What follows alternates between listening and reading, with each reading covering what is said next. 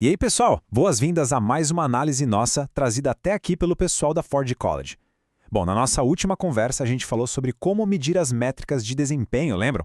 A gente aprendeu a extrair aqueles dados vitais e a monitorar a saúde de um sistema de forma isolada.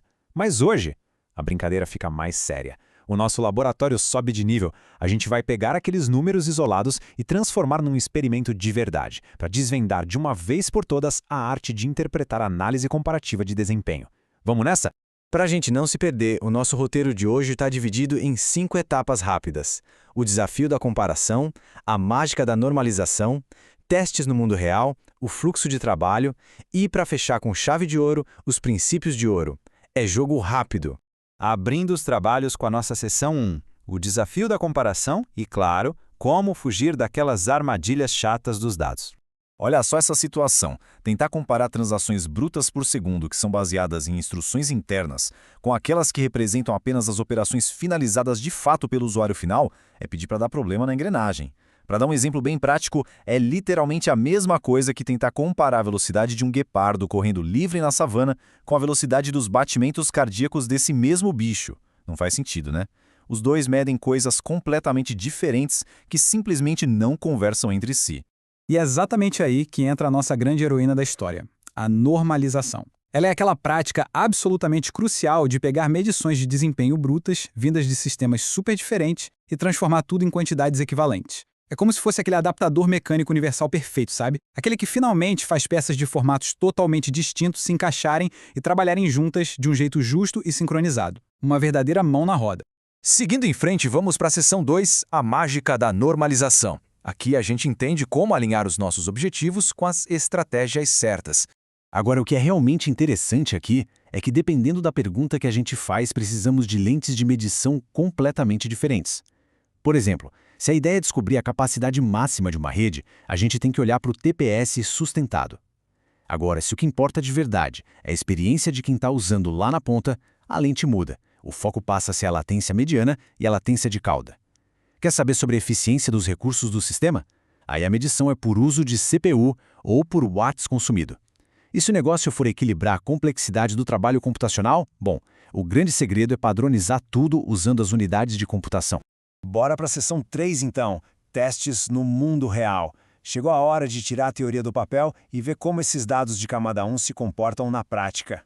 Quando a gente bate o olho nos resultados de uma transação comum de transferência, os números gritam. A Solana, por exemplo, exibe um volume massivo de TPS normalizado e uma latência mediana que, nossa, impressiona bastante, cravando apenas 120 milissegundos. Mas, calma lá, tem um detalhe técnico importantíssimo escondido por trás disso. O grande segredo não mora só nessa média matemática bonitinha, não. O pulo do gato está na variância estatística quando a gente resolve levar a rede ao limite da exaustão.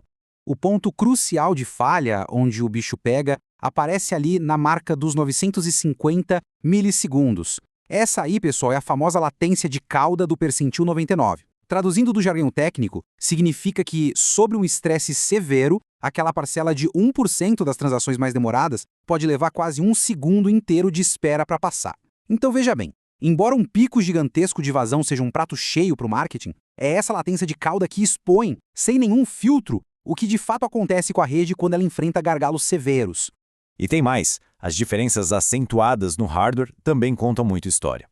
A gente vê a Solana consumindo algo em torno de 70% da CPU média por validador, em contraste com 60% de uma rede genérica de alta vazão e os 45% do ambiente EVM. O que isso diz pra gente?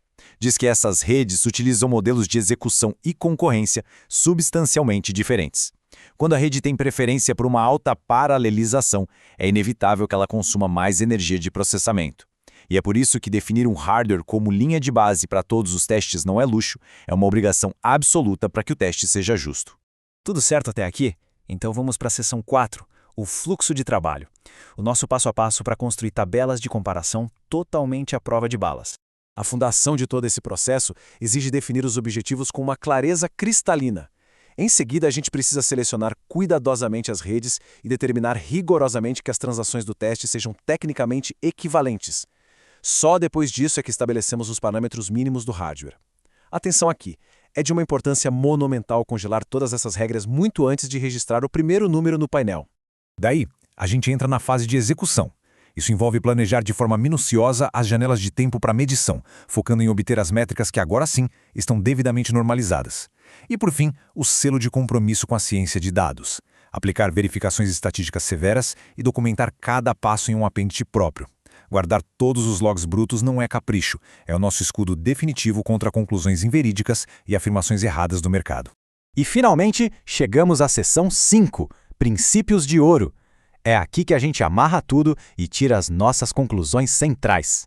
Existem 3 regras indispensáveis. Regra de ouro número 1. Dados brutos exigem intervenção. Devem ser sempre normalizados, sem choro. Regra número 2. Não se deixem enganar pela velocidade isolada. Vazão e latência contam fábulas absolutamente distintas sob o peso da escala. E a regra 3, reprodutibilidade não sobrevive sem um apêndice rigoroso e documentado. Sério, se uma afirmação incrível não puder ser replicada passo a passo em um laboratório paralelo, ela carece totalmente de valor analítico.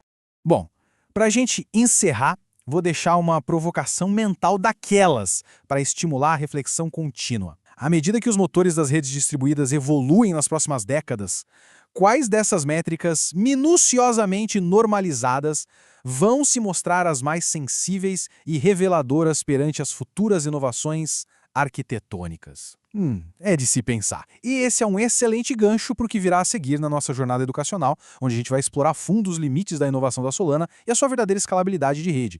Lembrando que essa análise chega até nós graças a Forge College. Para quem tem um compromisso de se aprofundar na vanguarda da Web3 e dominar esse universo incrível em expansão, o caminho a seguir é visitar forge.college. Um grande abraço a todos, bons estudos e até o nosso próximo Papo Técnico!